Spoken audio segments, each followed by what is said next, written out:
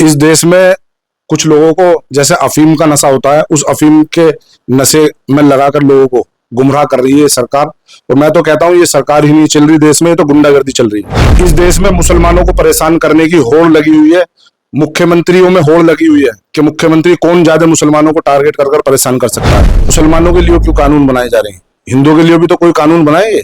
इसमें तो मुस्लिम समुदाय का एक कमिश्नर पढ़े लिखे आदमी के लिए ऐसे जाहिल लोग ऐसे जो हैं कौन से बाबा ने कर दिया? यतीन सिंह राव ने, बताइए कितनी गंदी भाषा बोली है उसने। अभी की बात है, हमारे गाजियाबाद के कमिश्नर जो हैं उन्होंने इतना अच्छा काम किया था।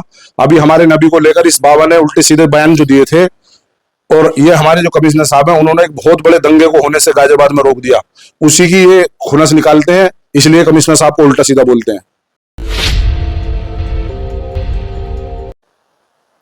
संसद के दोनों सदनों के साथ साथ राष्ट्रपति के द्वारा भी वक्फ संशोधन बिल को मंजूरी मिल गई। इस बिल को लेकर कुछ समुदाय उत्सव मना रहे हैं, मिठाइयां बांट रहे हैं, पटाखे जला रहे हैं, वहीं कुछ लोग इसका विरोध भी कर रहे हैं। क्या इसके फायदे हैं, क्या इसके नुकसान हैं, वो हम कुछ लोगों से बात करेंगे यहाँ पे कि वो कैसे देखते हैं इस बिल को।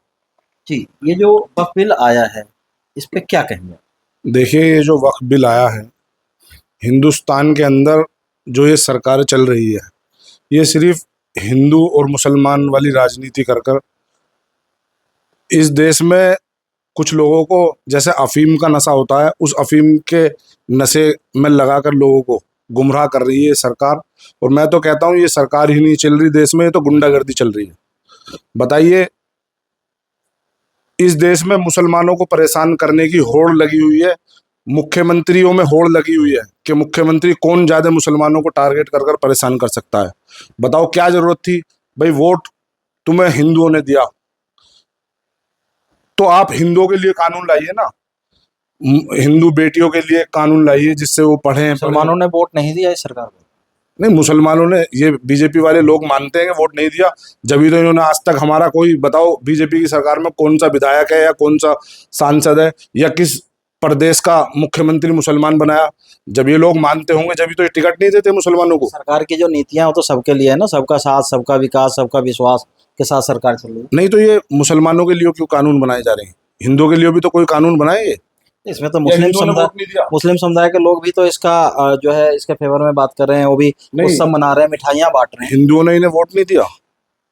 ये हिंदुस्तान के अंदर गुंडागर्दी चल रही है, सरकार नहीं चल रही। अभी की बात है, गाजियाबाद की ले लो। गाजियाबाद के अंदर एक हमारे जो कमिश्नर हैं उनको एक बाबा ने क्या नहीं कहा कि इस तरीके के जो भाषा बोली गई है एक कमिश्नर पढ़े लिखे आदमी के लिए, ऐसे जाहिल लोग ऐसे जो हैं कौन से बाबा ने कर दिया? यतीन सिंह राव ने, बताइए कितनी गंदी भाषा बोली है उसने। अभी की बात है, ये इसलिए बोल रहे हैं क्योंकि इस देश के अंदर कुछ अधिकारियों में भी होड़ लगी हुई है कि कौन ज्यादा मुसलमानों के खिलाफ होगा। हमारे गाजियाबाद के कमिश्नर जो हैं उन्होंने इतना अच्छा काम किया था। अभी हमारे नबी को लेकर इस बाबा ने उल्टे सीधे बयान जो दिए थे, और ये हमारे जो कमिश्नर साहब हैं उन्होंने एक बहुत बड़े दंगे को होने से गाजियाबाद में रोक दिया। उसी की ये खुनस निकालते हैं, इसलिए कमिश्नर साहब को उल्टा सीधा बोलते हैं। हम बात कर रहे थे अमेंडमेंट बिल की, आप कमिश्नर साहब तक पहुंच गए। मेरा प्रश्न यह था कि मुस्लिम समुदाय के लोगों को ही देखा गया कि मिठाइयां बांट रहे हैं, पटाखे फोड़ रहे हैं, और कुछ लोग उसका विरोध भी कर रहे हैं। इससे मुस्लिम समुदाय के लोगों को नुकसान क्या है इस बिल से? नहीं, मुस्लिम समुदाय के लोगों को इस बिल से नुकसान है, क्योंकि जो हमारे पुरखों की जमीन जो वक्फ करी गई है, अब आपने देखा नहीं, अयोध्या में जो है इन्होंने राम मंदिर बनाया, उस राम मंदिर की जमीन जो करोड़ की थी वो 10-10, 12-12 करोड़ की इन्होंने बेची है। तो ये तो पूरे देश को बेचना चाहते हैं। इनकी निगाह जो ही पहले अब राम मंदिर वाली जगह पे थी, अयोध्या पूरा बेच दिया इन्होंने। अब ये जो है ये तो जमीन ढूंढ ढूंढ के निकाल। सरकार के साथ साथ ही जो लोग वक्फ बिल के समर्थन में हैं उनका कहना है कि जो जमीन थी वक्फ की, वो जो पूंजीपति लोग हैं या जो बड़े लोग हैं उन्होंने कब्जा कर रखा है, इससे गरीबों को फायदा नहीं मिल रहा है, जबकि ये गरीबों के लिए वक्फ की गई थी। देखिए, जो इस तरीके के लोग हैं उसमें जो है केस सब पे चल रहा है उन पे, और जो भी न्यायालय का आदेश होगा वो माना जाएगा। ऐसी बात नहीं है, गलत भी होते हैं लोग और सही भी होते हैं। वक्फ के खिलाफ जो मुकदमे डाले गए हैं न्यायालय में, उसमें ये देखा गया है कि 23% जो मुकदमा है वो मुस्लिम लोगों ने ही डाल रखा है वक्फ के खिलाफ। नहीं, वक्फ के खिलाफ उन्होंने आपस में डाल रखा है ना, तो वो तो न्यायालय जो फैसला करेगा करेगा। कहीं कुछ दिक्कत है तभी तो उन्होंने भी मुकदमा डाला। तो दिक्कत उनकी आपस की है ना हम्म। भाई, ये सारे लोग सब में ठीक थोड़ी होते हैं, कोई ना कोई गलत होगा। तो सरकार भी तो यही कर रही है ना कि उसके ऊपर एक कमेटी बना रही है कि इसको सही ढंग से सुचारू रूप से संचालित किया जाए। अगर गरीबों को उसकी जरूरत है तो उसको गरीबों को दिया जाए उसमें से ना।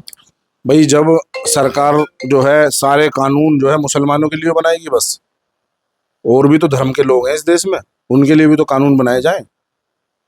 ये टारगेट करा जा रहा है एक मुस्लिम कम्युनिटी को, और टारगेट के तहत ये काम कराया जा रहा है। क्योंकि मैंने बताया था ना, ये जो बीजेपी के लोग हैं ये देश में ये दिखाना चाहते हैं कि हमने मुसलमानों को पिछड़ा, बहुत ज्यादा पिछाड़ दिया है, और ये इस दिखाने से वोट लेना चाहते हैं लोग। अगर ऐसे सरकार की ये मंशा होती तो वो जो राशन दे रहे हैं फ्री का, या फिर आवास दे रहे हैं, या बाकी की जो सुविधाएं हैं, उसमें कहीं हिंदू मुस्लिम देख के तो नहीं दिया जा रहा, वो तो सबके लिए ही है। नहीं, सबके लिए है वो ठीक है, लेकिन जो है अब ये जो नए नए कानून बनाए जा रहे हैं ये भी तो मुसलमानों के खिलाफ है ना। तो इसमें ऐसा कुछ तो है नहीं ना कि मुसलमान, उसमें मुस्लिम लोग भी हैं।